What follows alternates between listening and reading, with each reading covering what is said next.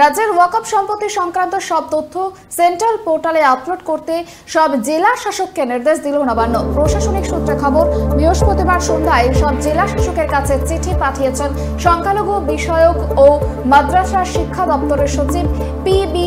সালিম। সংখ্যালঘু উন্নয়ন দপ্তর জেলা শাসকদের যে চিঠি পাঠিয়েছেন সেই অনুযায়ী বাংলায় ৮২,০০০-এর বেশি ওয়াকফ সম্পত্তি রয়েছে। এগুলি ৮,০০০-এরও বেশি ওয়াকফ এস্টেটের অধীনে। নবান্নের নির্দেশ, আগামী ৫ই ডিসেম্বরের মধ্যে সংশ্লিষ্ট পোর্টালে রাজ্যের জেলা ধরে ধরে ওয়াকফ সম্পত্তির খতিয়ান বা তথ্য আপলোড করতে হবে।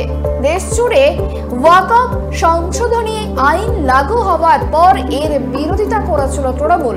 এখন এই পোর্টাল চালু হওয়ার পর প্রশ্ন উঠছে, তাহলে কি এবার তৃণমূল ওয়াকফ আইন মেনে নিল? কটাক্ষ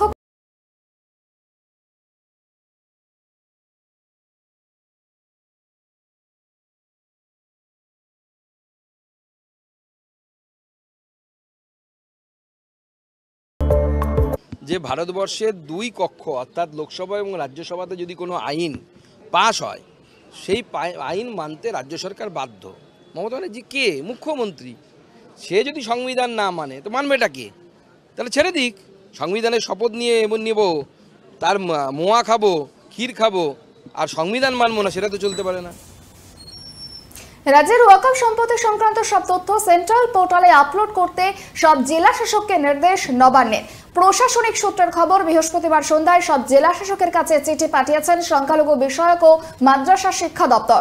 এই পোর্টাল চালু হওয়ার পরে তৃণমূলকে কটাক্ষ বিজেপির, যারা মমতা বন্দ্যোপাধ্যায়কে বলেন মুসলিমদের প্রোটেক্টর, তাদের স্টেটমেন্ট শুনতে চায়। মমতা বন্দ্যোপাধ্যায় মুসলিমদের তেজপাতা হিসেবে ব্যবহার করেন বলেই মমতা বন্দ্যোপাধ্যায়কে তোপ শুভেন্দু অধিকারীর।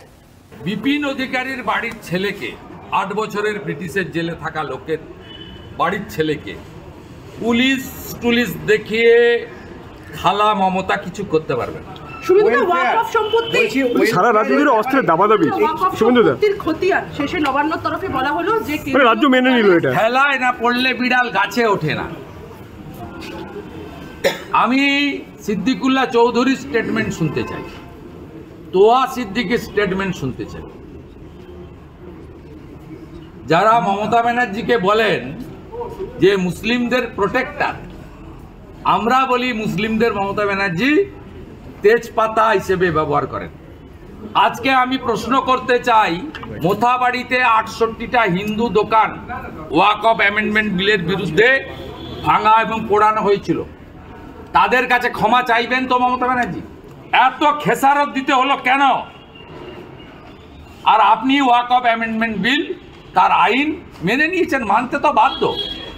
বাবা সাহেব আম্বেদকরের সংবিধান শেষ কথা বলে, তাই লেখা আছে for the people, by the people, of the people, not for the Mamata, by the Mamata, of the Mamata.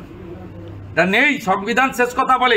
যেদিন দুটো পার্লামেন্ট পাস করে দিয়েছে, রাষ্ট্রপতি অ্যাসাইন করে দিয়েছে, ভারত সরকার রুল জারি করে দিয়েছে মাইনরিটি অ্যাফেয়ার্স মিনিস্ট্রি, সেদিনই আইন কার্যকর হয়ে গেছে।